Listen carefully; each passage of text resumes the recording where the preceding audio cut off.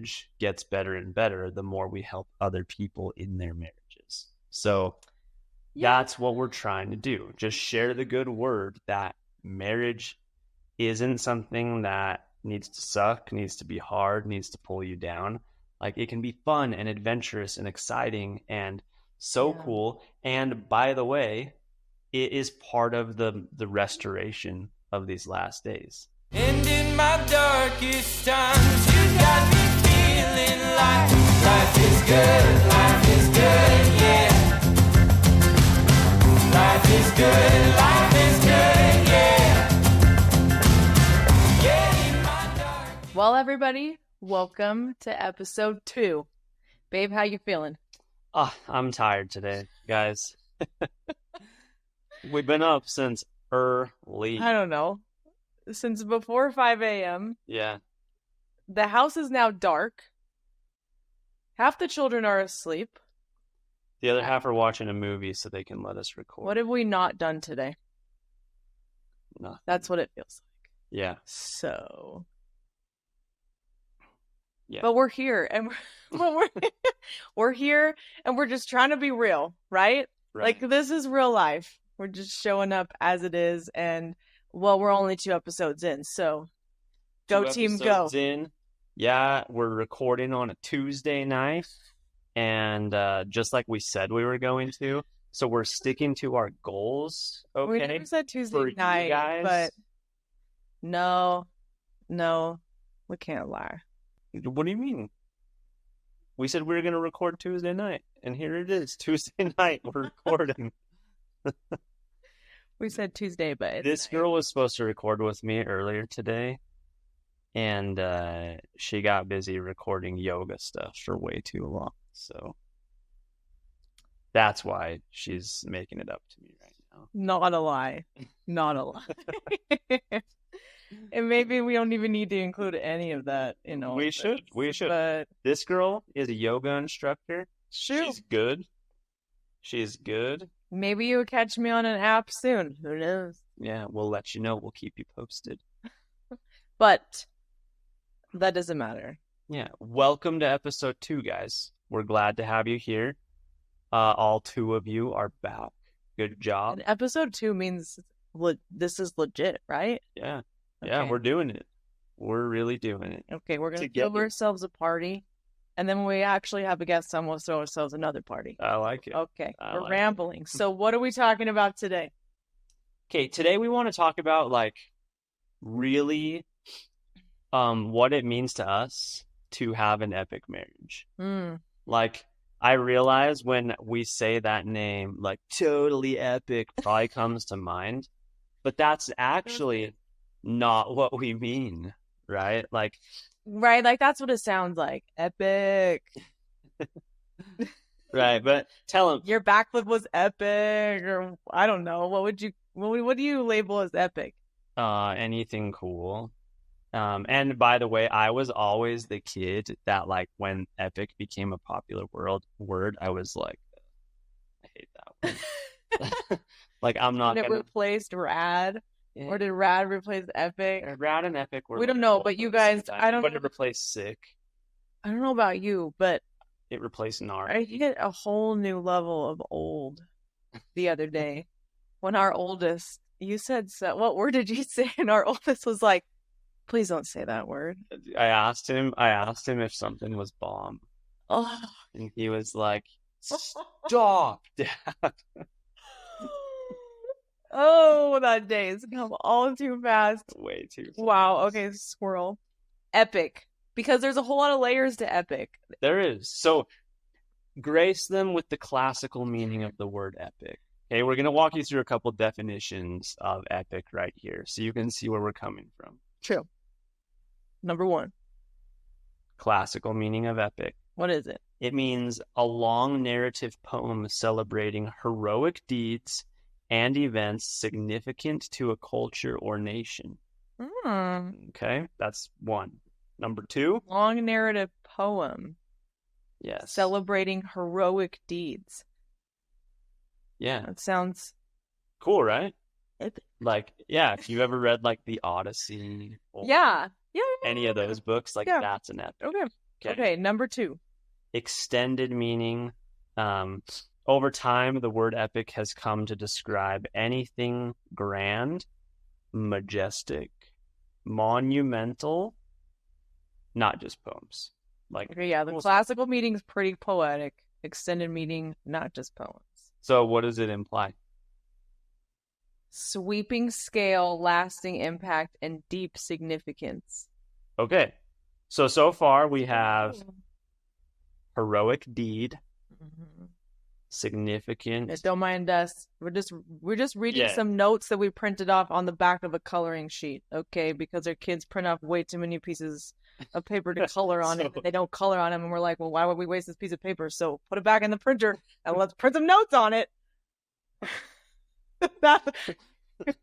So anything heroic, significant, yes, majestic, grand, monumental. Okay, those things. And then the modern meaning that you guys probably know well, and your inner surfer comes out. It's slang, and it means what? Amazing, awesome, incredible. Amazing, awesome, and incredible. So I guess here's my question. Yeah. Epic marriage. Like when Nick came to me about this, he's like, let's name it epic marriage. And I was like, what? Of all the words in the English dictionary, why epic? Right? I was kind of like, yeah, you didn't like it. I don't know. Sounds a little cheesy. Right? I kind of said that. Which now I just didn't do my homework well enough. You didn't do your homework. I didn't do my homework well enough. And some of you guys listening didn't do your homework really either. But we're glad to inform you now. Because truly, like, your marriage should be epic. Well, when you look at the definitions of them, you're like, heck yeah, I want it to be like amazing and awesome and incredible. I want it to be a long narrative poem celebrating heroic deeds. Like, maybe that speaks to you. Right? You're like, no, I want... Right? Like, do you not want your husband to regularly perform heroic deeds for you? Yes. I am the princess. I've always been a princess. Once upon a time, that's what I did as a job. Yeah, I know. Yeah, she really did. And her name is actually Alexandria. Like, very fancy. Just a girl through and through. That's what I did in high school, really. I did princess parties for for little girls, and it was magical. Mm-hmm. It was so fun. So yeah, of course, I want that. I love this lasting impact and deep significance. Like, it's not just this fairy tale that just ends. Mm-hmm. Right? Mm-hmm. Yeah. Yeah, no, like it keeps going. You were going to say something. For eternity. Well, I was just going to say,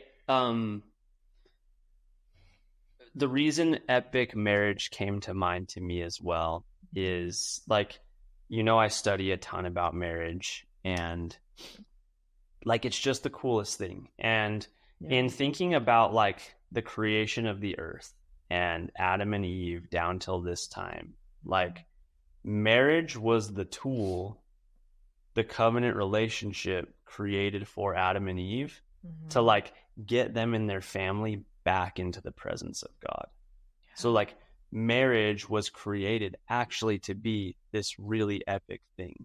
Like, it saves mankind from the fall. Yeah. Because of Jesus Christ. Yeah. Yeah. Like, through that lens, it's actually awesome. Right? Yeah. I don't really, I mean, we could think of a bunch of other synonyms, but epic is sums it up pretty good, I would say. All right.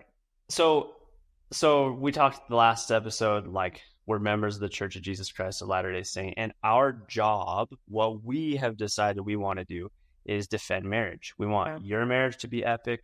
We want our marriage to be epic. Yeah. And we believe our marriage gets better and better the more we help other people in their marriages. So that's what we're trying to do. Just share the good word that marriage isn't something that needs to suck, needs to be hard, needs to pull you down. Like, it can be fun and adventurous and exciting and so cool. And by the way, it is part of the restoration of these last days. Like, God trying to redeem his people, right? Christ came, He atoned for us. He redeemed us. He was hung on the cross for us. And after he died, like, I don't think a lot of the world gets this, but Yes, say the, more. the world fell into apostasy. Yeah.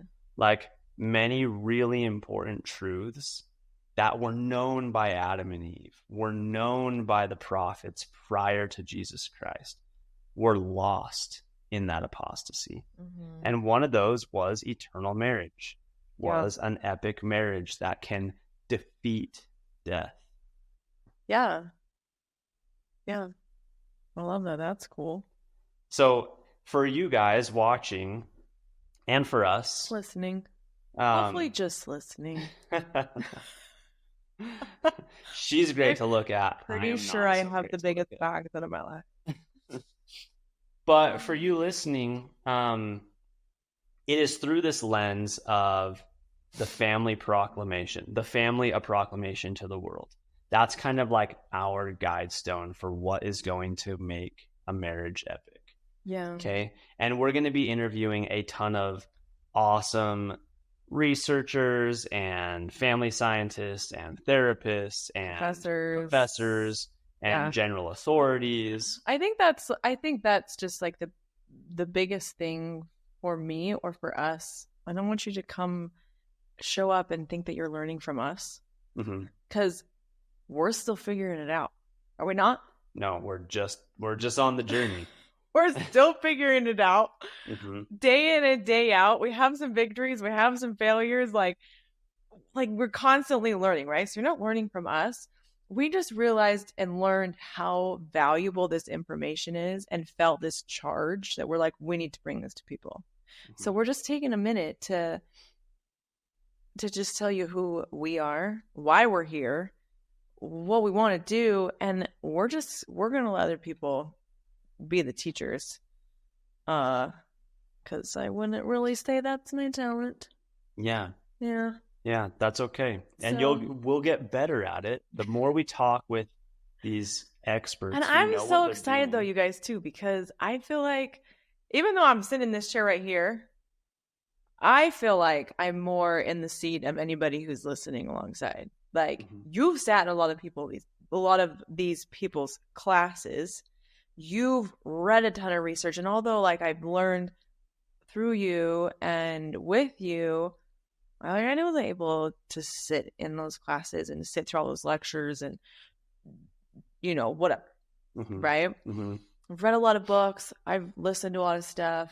We've done a lot of study together, but I feel like I'm more in the same boat as all the listeners are like, oh yeah, I want to hear what this guy has to say. Yeah. That's how I feel. No, well, that's awesome. And we're just so excited to share that with you guys. I really am. I feel like this isn't me like, here, feast upon this knowledge that I have to give you. I'm like, ooh, let's learn together. Yeah. Friends, whoever you are, wherever you are.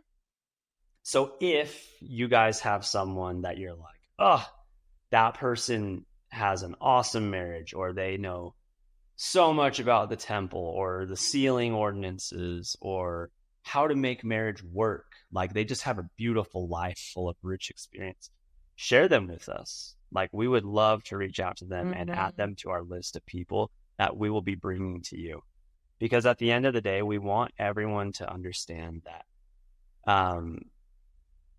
when Joseph Smith restored the gospel, Joseph Smith is a prophet of God. And in the 1800s, he was called by God. He was seeking truth and was called by God to restore those things that were lost after the death of Christ in the great apostasy. And in 1995, the living prophet at that time, there have been several since Joseph Smith died. But that prophet's name was Gordon B. Hinckley.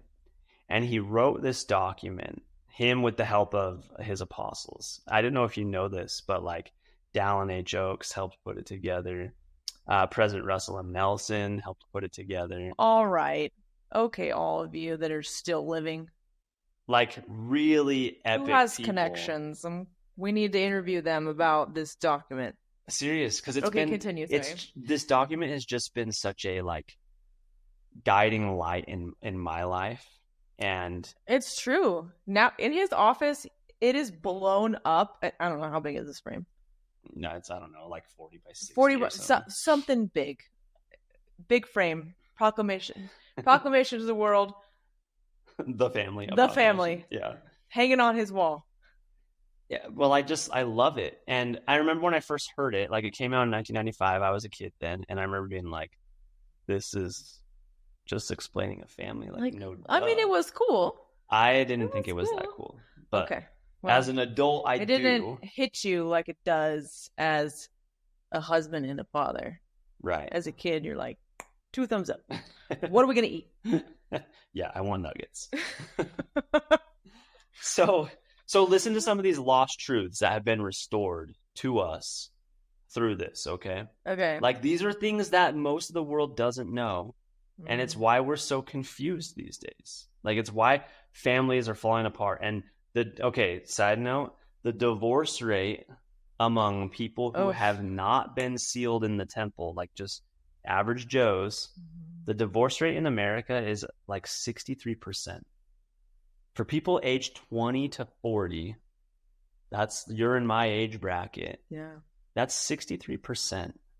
Oh, you guys, that doesn't hit you. Isn't that so sad? Oh, like families are being ripped apart out there. But check this out, okay? So there was a long time, there was some research being done since like 1985 that said like less than 7% of sealed Latter-day Saint couples got divorced. It's like a really low number. Whoa. Yeah, less than 7%. And so like people like Latter-day Saints have been like really proud of that. But the research wasn't that great. So a lot of people attacked it, and a lot of people were like, "No, you can't claim that. Like that's not true." Okay. They recently did another research in 2024, and it was way more thorough. I actually want to get those guys who did that paper to come on our show and talk about it, because they did way more study into it, and they found actually that among that same age bracket, ages 20 to 40. So like, remember the rest of the world divorce rate 63%. Okay. Among Latter-day Saints, and this is among a huge body of people that they studied, it is 12 to 14%. Of Latter-day Saint who have been sealed. And married in the temple, that divorce rate is 12 to 14%. Yes. Versus 63%. Whoa. Pretty crazy, right? That's huge. And they even broke it down into like, so couples who were married in the temple, couples who were married in the temple later in life. Okay. Their divorce rate goes a little higher. And then members of the church who are just members but haven't been sealed in the temple. Okay. Their divorce rate is pretty high. It's like 50 something, like pretty close to the rest of the world. So if you are sealed in the temple, there's a lot more protection. There is, but it doesn't mean that you're, what's the word? Like you're like immune to everything. Is that like, what word am I trying to think of? Like, yeah, I think how many people, like how many lessons have you been in on marriage where the teacher's like, yes, eternal marriage, yes, temple marriage, but it doesn't mean that it's going to come without trial. Yeah. Like, right. It doesn't mean it's all easy.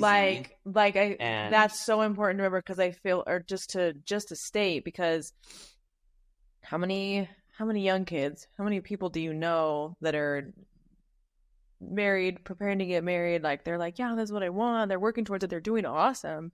But they also have this misconception in their head that's like, well, just because I'm married in the temple means this is going to happen.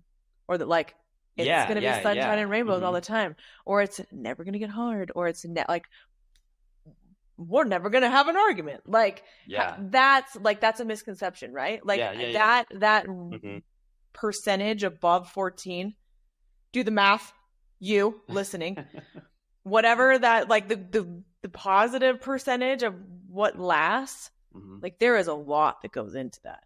There is. Right? And that's so, like... So check this out, okay? Okay. Because this is why it's important to look at this through the lens of the Family Proclamation and not just like check the box, go to the temple, like that's it. Because, so look at these truths that were restored that lead up to that, okay? Sure. One is it talks about your eternal identity, okay? Like so many people... Other research has been found that people nowadays don't know who they are. And it's leading to like anxiety and depression and all these problems because they don't know who they are. But the Family Proclamation comes in and is like, hey, guess what? Here's your eternal identity. Bam. Yeah. Like you have that anchor in you. The next one is premortal life. And we'll dig into these a little bit deeper, okay? But I'm just going fast on these. Premortal life. Like no one talks about premortal life. Like people think like, where did I come from? Was I just born from a sperm and an egg and I just like showed up here? Like we existed before this life. And that's written in this Family Proclamation. Yeah, which bleeds into your eternal identity. Yeah, right? Right. Mm-hmm.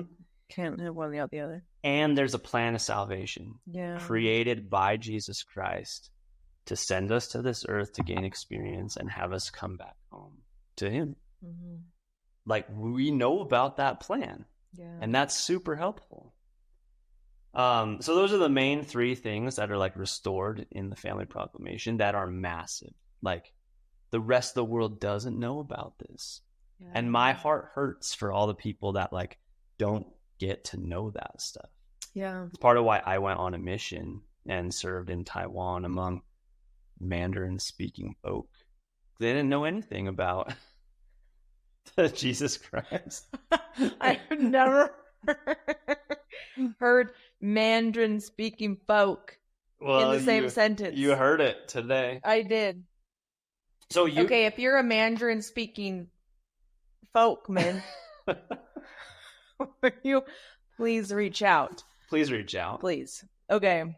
What am I reading? So read this. Back of my coloring paper. Read this first line, okay? All right. The family as a means whereby our bodies, experience, knowledge, and exaltation can be obtained. Okay. So the family brings that. Okay. Does that make sense? Okay. Read that again. Like the family as a means whereby our bodies, experience, knowledge, and exaltation can be obtained. We obtain those because of family. Yeah, without family, you can't get that. Okay, yeah, true. Okay. Can't have body, experience, knowledge, exaltation. Mm-hmm. Okay. Mm-hmm. The family is ordained of God. True. Marriage between man and woman is essential to his eternal plan. Also true. Cool, right? Yeah. So, like, the family doesn't just happen because two people decide to, like, live in a house and have kids together. Mm-hmm. Like, God created the family, like the act of creation of human life, so that his spirit sons and daughters could come to this earth for a purpose. Yeah. Big deal. Yeah. Okay. I think we're missing a page. Okay. Here's the right one. You're out of order. Yeah, there's some kid messed with these today, clearly. I know so many of you can relate to this. All of a sudden something's missing and you're like, wow, it literally sprouted legs and walked away. Or some little person picked it up and walked away with it. Mm-hmm. They're the ones with little legs that made it disappear. Okay. So keep going. So talking about like our eternal identity, right? What does it say about fathers? Okay. What are we supposed to do in this life? In the proclamation, the family of proclamation, fathers are called to preside, provide, and protect. Preside, protect, and provide. Uh-huh. Provide, preside, protect. Whatever order you want to read that in. The 3 Ps. The 3 Ps. And we'll go deeper in those on a different episode. We need to make some merch. We do. I know. With the 3 Ps. If anybody wants to design that, let me know. Like, we need a hat. That would be cool. We need a hat with 3 Ps. We need a hat. Yeah. Maybe. Maybe that's dumb. Or a shirt that just says preside, provide, protect. Like, I would wear that. Okay. Yeah, that would be kind of cool, right? Okay. All right. What about mothers? Mothers are called to nurture, guide, and lift. NGL. NGL. No, that's pretty cool, right? Like, and so one of the things we learned in my classes as we studied this is these aren't exclusive. Like, fathers aren't the only ones who can preside, provide, and protect. Like, mothers do that all the time. Yeah, this isn't like exclusive. Like, well, only mothers can nurture, fathers can't nurture. Like, all you're allowed to do is preside, provide, and protect. These also like bleed over to each other. Yeah. Right? But as fathers, it's my responsibility. Like, if I'm failing to preside, provide, and protect, and so you're like, man, my husband sucks, I got to step up and do that. And you're trying to do all the things. Yeah. Like, are you going to be able to preside, provide, protect in all the ways by yourself? No. So I'm held accountable for that. Yeah. That's Dr. Larry Nelson, one of my favorite professors. He explained it that way to us, is you're accountable for those things. So mothers are accountable for nurturing, guiding, and lifting. Men are accountable for presiding, providing, and protecting. Yeah. And if like we fail in those things, it's our necks on the line. Okay. So we're going to go through those three main parts that are in the Family Proclamation. Okay. Yes. Like we talked about eternal identity, the plan of salvation, premortal existence. Yeah. Okay. Those things. I just want to pull out the segments from the Family Proclamation so you guys can hear it. Because I don't know that these have ever been read out loud on a podcast before. So I'm kind of stoked because I think like we get to do that. Yeah. That's really cool. Yeah. And I want to share that with you guys. And I don't want to like water down the wording there because it's powerful. Yeah. So go ahead. Hit them with number 1. What is marriage? How is it defined? Brace yourself. Marriage between a man and a woman is ordained of God, and that the family is central to the Creator's plan for the eternal destiny of his children. Big deal. Like cool stuff yes. right there. Yes. And I feel anything ordained of God deserves like a lot of attention and effort and anything, right? And anything that's central to the Creator's plan, to God's plan, deserves a lot of attention and effort, and anything with eternal destiny or anything with lasting consequence deserves like. And I just want like everybody to know, because like I feel like this is a gift that can be given to each of us, is understanding that we are sons and daughters of God. Yeah. Like, I think that's something that we all can uncover and experience for ourselves. Okay. I know for me it did. I remember like on my mission, it really hit me. Like, I'm a son of God and he loves me and he cares about me. Yeah. I mean that was before we met. Yeah. But I remember telling that to you like early on in our marriage. And like when you were having a hard time, and I'm like, babe, you're a daughter of God. And you were like, stop telling me that. Like, I know, I've sung the song my whole life. Like, that's not that cool. I know. And I like truly, it's like sunk deep into you. Like it truly is written on like the fleshy tables of your heart, right? Yeah.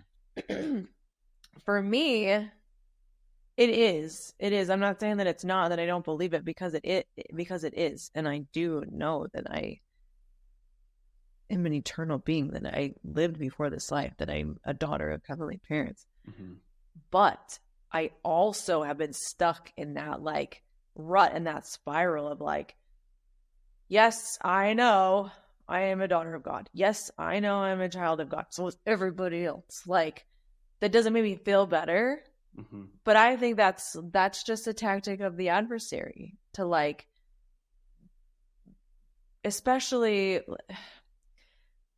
I would love to know somebody who like is a convert to the church, somebody who wasn't raised with this kind of teaching or this kind of knowledge, I guess, not teaching, but this kind of knowledge and understanding, somebody who was like an adult and was like, my mind is blown, and it just like changed their entire perspective and everything, right? Okay. So there was a guy in Taiwan who we were meeting with, we were teaching.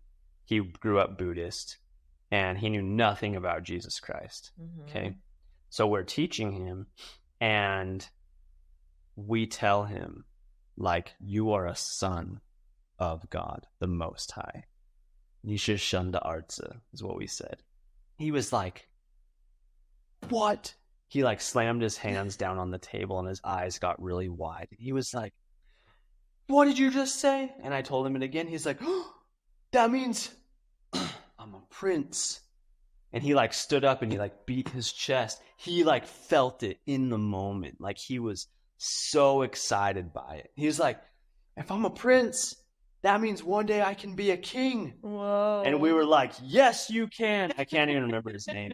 But he was just so proud and like whooping and hollering and beating his chest. Like he felt it. Yeah. In those moments. Yeah. It was the coolest thing. That is so cool. And I feel like we need to keep having experiences like that to remind us, because when we've been taught it at such a young age and we sing about it and we repeat like the young woman theme, and it almost becomes, we can become almost a little bit numb to it. Does that make sense? Yeah. Like we're just like, yeah, I know. Move on. Like, teach me something I don't know kind of thing. But that's such a core, that's how we teach it to our kids. That's how we learn it at such a young age, because your whole life trajectory is different when you understand that. Yeah. Now imagine parents teaching their kids they are that. And knowing it themselves. Yes. And living off of that themselves. Like, I've had to repent of that and be like, I'm sorry, Heavenly Father, that I have just kind of rolled my eyes almost. Being like, yeah, I know. Okay. So take us to number 2. Okay. Because it still goes into that eternal identity. We kind of got really off course there, so we need to chop that out. It's fine. It's okay. Just keep going. Okay. Number 2, all human beings, male and female, are created in the image of God. Each is a beloved spirit son or daughter of heavenly parents, and as such, each has a divine nature and destiny. Gender is an essential characteristic of individual premortal, mortal, and eternal identity and purpose. So we kind of already touched on that. We did. But that's like in addition to the stuff we just talked about. Like, can you hear everyone screaming at us? Like, what? There's just male and female? Like, it's not all 72 genders plus a few colors? Like, it's just male and female. That's it. And God tells us that. Like, how blessed are we to have a map that just is simple? And it's like, hey, you guys are about to get really confused. Here it is. Here's the answer key. Just male and female. Yeah. Like, I am so grateful for that. Yes. Yeah. Okay. Okay. We talked a lot about that. We did. And each characteristic of our gender that we have is essential, and it's premortal, mortal, and eternal. It comes before this life, like threefold. This life, and after. Like, that's powerful too. Yeah. Because I don't want to get on a huge tangent of this, but I oftentimes, when I'm struggling here and now, I think, what did I know before this life that would help me now? How would I have prepared for now before? Yeah. Right? And that perspective helps me a ton. Well, and President Nelson has told us that you were prepared, right? Yeah. I'm pretty sure you have this quote memorized. So. Oh, yeah, it's on my phone. I'm recording with it. But he says, you were prepared for anything and everything that you would face on this earth. Yeah. That training endures within you. Guys, we were trained. We were trained, and we can remember it. This is cool. So massive. Did you know that this is what was in the Family Proclamation? Yeah. I did it. Now the third one, it talks a little more about the premortal realm, but say more about that. All right, here we go. Last one. In the premortal realm, spirit sons and daughters knew and worshipped God as their eternal Father and accepted his plan by which his children could obtain a physical body and gain earthly experience to progress toward perfection and ultimately realize their divine destiny as heirs of eternal life. The divine plan of happiness, aka the plan of salvation, enables family relationships to be perpetuated beyond the grave.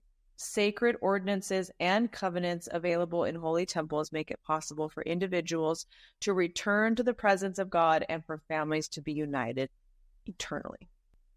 Drop. Serious, like major mic drop. And that just makes me like cry to think about. Like, that's why marriage is so epic. It really is epic, you guys. Because it's the key that brings all. Well, Jesus is the key, okay? Without him, like, none of this would work, right? But because he died and atoned for us, because he allows us to create covenant relationship with him, we can be sealed for time and all eternity. We can be with our family, connected to him, me to you, you and I to our children forever. And we don't have to lose each other. Yeah. We don't have to end up swept away in this vast nothingness. Yeah.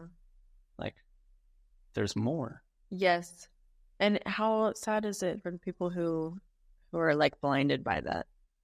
Like, it makes sense why this like percentage is so huge. Yeah. Right? Like when the percentage of divorce. Yeah. Yeah. Yeah, that's what I was referring to. Yeah. Yeah. So guys, Just let that sink in for a second. Yeah. The magnitude of what like you create and what that means for you, for your like the ripple effect, and the ripple effect of what has like come down to you. Like, I don't know if you can think about people in like your family history or Adam and Eve. Like, we could always use them as an example. Yeah. But if we look at their life, just talk about their marriage for a second. How epic is that? Yeah. God married us. It's fine. Okay. But like, that's another like lost truth. Adam and Eve were married. Like, they were married before they started having kids. Yeah. God entered them into covenant marriage. Okay? That's something that we have lost in the world. Like, we just think Adam and Eve were the only man and woman on the earth and they were bored. So what did they do? They started having kids. Like, they didn't. Like, it was because they were married. Yeah. And yeah, there was a commandment. And it was a commandment. Yeah. Multiply and replenish the earth. Yeah. And so God gave that to them. He taught them, okay, cool, you're here. You left the Garden of Eden. This is how you get back. This is how you learn all that experience. Yeah. You're married now. Go multiply. Replenish. And even people that we have known, right? I'm sure all of you listening can think of someone in your life that you're like, dang. Look at their life. Look what they've built. That's really epic. That's really amazing. I know we can. I hope we can have them on. Yeah, we gotta get them on. We got it. We have a few that we want to. We will. But I sometimes it's hard for me, at least, to see somebody in that, and you just kind of see it from like a third party outsider. You're like looking at the bubble, and you're like, wow, that's really cool. But you can't like picture yourself in it, right? Like sometimes that can be really hard to do. Insert the whatever situation that you want. But in this context, marriage, you can look at like a couple and from the outside, you're like, dang. They have it, but I never will. Yeah. We need to switch that. Yeah. And that's the whole purpose of this show. Okay. Is God literally wrote it into the plan, not just for Alex and I, for all of us. Like for you. Every single child of his. Every single child. Which literally includes everybody. Every single child. What did this say? Sacred covenants and ordinances available in holy temples make it possible for individuals to return to the presence of God. And what was that one part?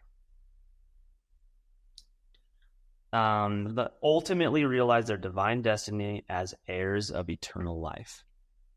Yeah. You can be an heir of eternal life. Yes. You can have all that God wants to give you. That's the purpose of this show. That is what makes marriage so epic, in part, is that together, you and your spouse, you can go get that. You can learn of God how to become that. Mm-hmm. And so we're going to keep exploring these things. We're going to keep exploring all the thousands of different ways that you make your marriage epic and that it lasts and leaves a legacy that blesses everyone from your posterity to your ancestors, up and down. True. Okay? So hop on this train. Let's go. Thank you guys for joining us in this episode. We'll drop a link to the Family Proclamation in the comments or the show notes, and you can read it yourself. Please go home and read it with your family. When is the last time you read it?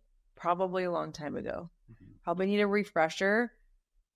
Look at it through new eyes. Keep a copy close. I think we are going to refer back to it a ton, and we're going to have a lot of people that are going to teach us a lot of things about it that we haven't had eyes to see yet. Yeah. So I'm excited. All right. Thank you, guys. We'll see you next time. Thanks for joining us today. If this conversation spoke to you, here's what to do next. First, subscribe so you never miss an episode. Second, share it with one couple you love, because epic marriages are built together. And if you're ready to go deeper, visit yourepicmarriage.com for free resources designed to help you and your spouse create your greatest masterpiece. Remember, marriage isn't about perfection. It's a sacred apprenticeship with the Lord. And every step you take with Him shapes a love story that will outlast time. We believe in you, and we believe in your marriage, and we believe God is writing something radiant and unforgettable through your story. Until next week, keep rising, keep building, and keep crafting your masterpiece. This is Epic Marriage.